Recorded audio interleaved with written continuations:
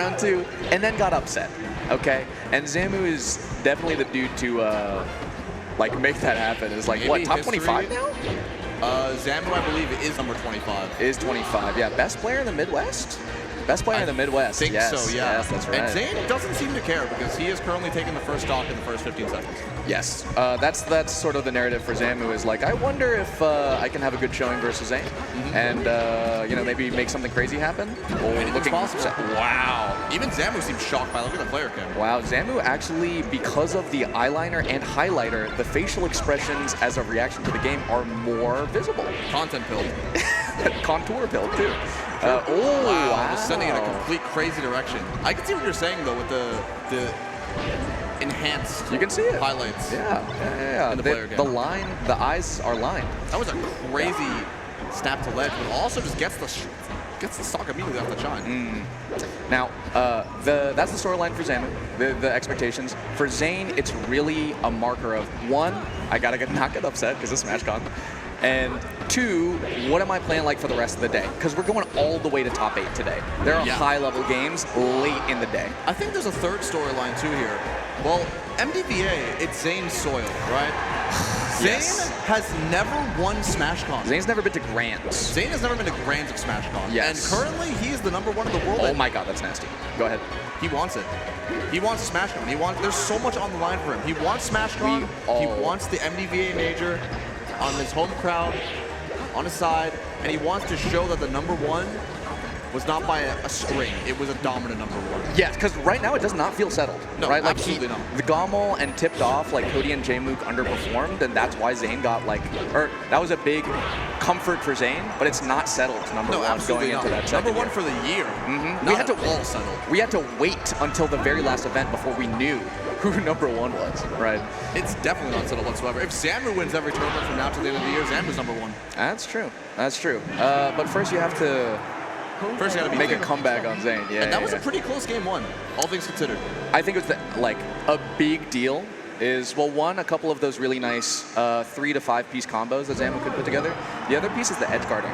Yes. This is what Cody has been giving Cody the edge versus Zain in the past year or so. It's just like, actually, the edge guarding versus Marth is, it's not intuitive, but it just makes sense. Yeah, like when there's you see times when he goes off the ledge and does double shine, which no other Fox does. And like a lot of it is constraining Marth's up B heights, playing around that side B, and really like that Cody has mapped out some of those resources. It's really good to see other top Foxes being like, okay, we can beat this guy. Like Zain is not just going to beat every spacey forever for the rest of the time, right? Unless you're Levin and you go Sheik. Right. Because you've given up on Fox against Zain specifically. Yeah, like that. Yeah. Like that. That happens to Zain all the time versus Cody. But yeah, like you were saying, dude, I want the Zain SmashCon so bad. Like when we all like, I think Zain wants the Zain SmashCon too. I might want it more. You might want it more than Zain? I might want it more. Like everyone in the crowd has just been waiting because we knew that Zain was going to be the #1 player back in like 2017. And despite that, you bet on Zamu. Oh yeah, with odds. With bad odds apparently for me. I'll tell you. It's all part of the storyline. That's I think the essence of Melee is the storyline. It's because I'm up, you know. It's because you're up. I'm down to take bad ones. Little pivot from Zamu. Everything with an up smash and doesn't bite. Gets the power shield too off the get up attack. Really precise on Zain's part. Wow. Okay. Zain's edge guards have been incredible this set though. I love his use of up B. The Euro Ken combo as it used to be called, but we're using it now as well because like people are DIing away, people are DIing down on your fair. Cool.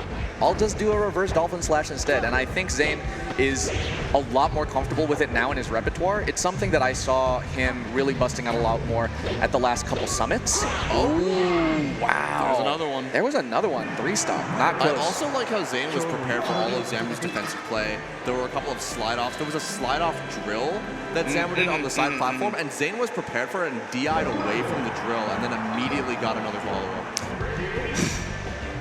Yes. The levels of defensive play that have just evolved in Melee. It's just so insane. He 7-stocked me on Yoshi, Zain, when we played. You took one? I took one. It was a lot better last year. But after the set, he said, on Yoshi's, did you see that Ambiggy Boy DI? And I said, what? And he said, ambigi boy. So I think he's working on some ambiguous directional influence. I think that's probably versus Sheik, but yeah, I'm saying that like defensively, Zain has just been crazy, at least in my experience today. Let's see if there's a recovery and gets the up B. Wow. Oh, doesn't go for the grab. I think many versions of Zain just go for the grab there. Wow. And Zamu was ready for the cloud, and there it is. Oh my God, wait, what's happening? They're both decking. Zain, do something crazy. I think he already did, and it's still going. Misses both smash attacks. Dude, I hope he dies for this. All right. So funny. Zamu was up to 171 right now. Crazy survivability actually from both of them, and knowledge of. Okay, that's off the top of my head. I'm shocked. The awareness of Randall, one that like they were both ready for Randall, and then where Randall was moving and how each of them were teching.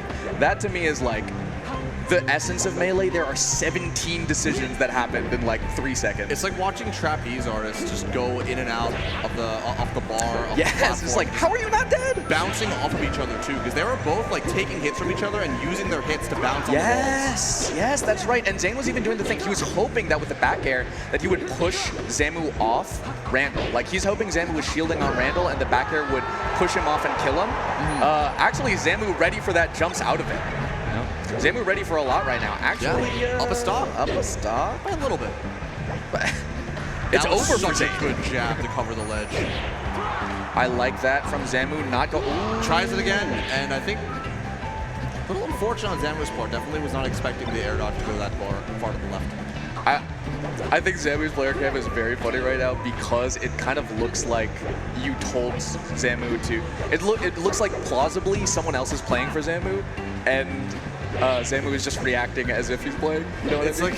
It's like watching a reaction streamer. Yeah. What? No way! Huh? Zain did what? Ooh. Okay, no jab reset, but Zain typically gets these. I like how Zamu saved the jump. It kind of looked like Fox didn't have a jump for a second, and Zamu saved the jump for the pristine moment to... I can't believe that traded. That was crazy. Zamu also got Yoshi weird lips. The weird lip, yeah.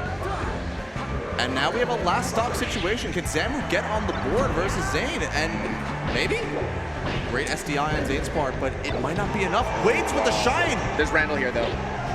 Oh, gets a fair out. That's a wiggle out fair, I think. Zamu playing so aggressively, maybe too aggressively, as Zain gets the counter hit. Was Zain scrambling to make it out? Actually, they're both scrambling. This is a big scrap situation, but the spacing on the fair is great. And oh my gosh! Sending at such an awkward angle, and Zain will take it 3-0. That was actually super clutch on the right side. Really fast reactions.